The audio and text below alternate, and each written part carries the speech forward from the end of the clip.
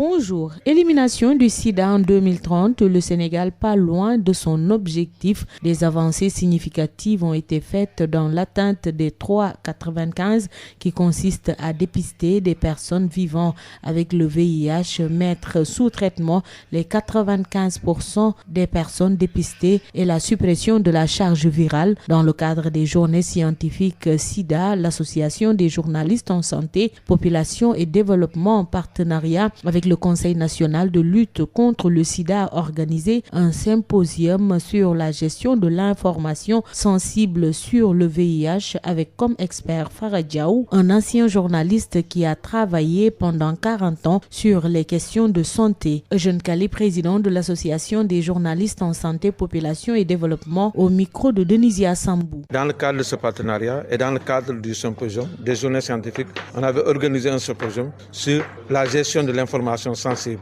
sur le VIH. C'est dans ce cadre qu'on a invité un journaliste, un ancien journaliste, un expert qui maîtrise bien les questions de santé, qui a travaillé sur ces questions pendant 40 ans, qui est venu partager son expérience avec les journalistes sur ces questions. Et pendant plus de 2 heures de temps, il est revenu en large sur l'information qu'il faut donner,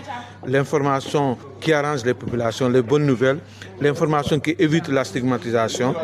Et les journalistes ont posé des questions et on a partagé son expérience. On a eu un médecin spécialiste des questions de santé qui est revenu sur les 3,95 que tout le monde connaît en insistant sur la prévention, le dépistage. Aujourd'hui, ce qu'on a constaté à 5 journalistes, et c'est là où on va mettre l'accent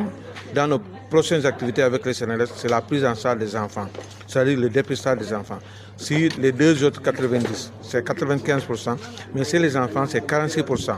Il n'y a que 46% des enfants qui sont dépistés au Sénégal. Où sont les autres enfants? On va essayer d'aider le CNRS à trouver le reste des enfants qui n'ont pas dépisté. Et ça, on va le faire dans le cadre de notre collaboration, dans le cadre de notre partenariat avec le CNRS pour les aider dans la communication en tant que journalistes et avancer dans la prise en charge pour qu'en 2030, le sida puisse être éliminé au Sénégal. Merci de nous avoir suivis. Rendez-vous est pris pour un nouveau numéro.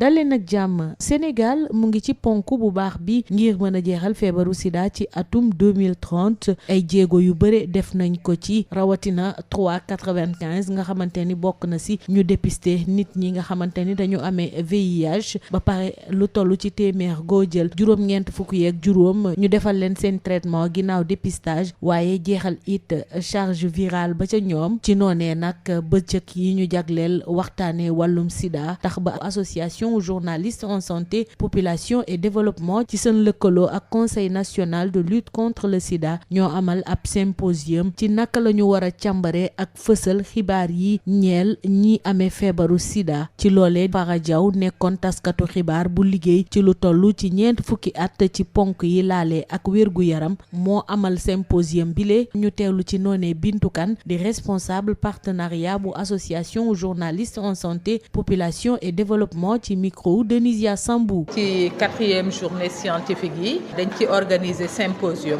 pour gën a waxtaanaat gën a ñaax population yi pour ñu bàyyi xel ni que VIH sida mu ngi fi ba tey mais surtout éviter stigmatisation bi mais éviter surtout tabou bi nga xam ne dafa am autour de cette maladie. tey jii bu ñuy wax question sensible ci VIH sida mooy lépp lu nga xam ne rek dafay dugg ci stigmatisation mais dafay dugg ci tabou bi nga xam ne dañ ko def autour du VIH sida. tey jii nii VIH sida depuis at yu bëri am na association bu nga xam ne day xeex pour les personnes vivant avec le VIH sida kon ñooñu nëbbatootuñ maintenant nag am na ñu nga xamante ne ci seen dëkkuwaay ñu ngi am ay problème di am ay gàllankoor parce que ñemewuñu wanewu bu ñu wanewoo dinañ leen stigmatiser dinañ wax bu ñaaw ci ñoom parce que ba tey jii ñu bëri ñu ngi jàpp ni que VIH sida sexuellement lay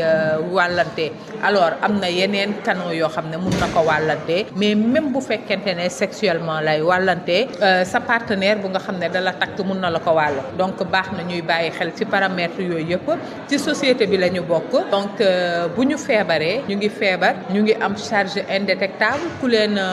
saytu sax du gisati virus bi ci ñoom wàllanteetuñ donc nañ leen bàyyi ñu vivre à l'aise dans la société loolu moo tax tey suñu convention ak CLS bi am solo ñun waa AJSPD parce que dañuy dimbale rek population yooyu ñu lever tous ces tabous là mais lever toute cette stigmatisation autour du VIH sida. jaajëfal naa leen ci déglu bi dig daje ci beneen numéro.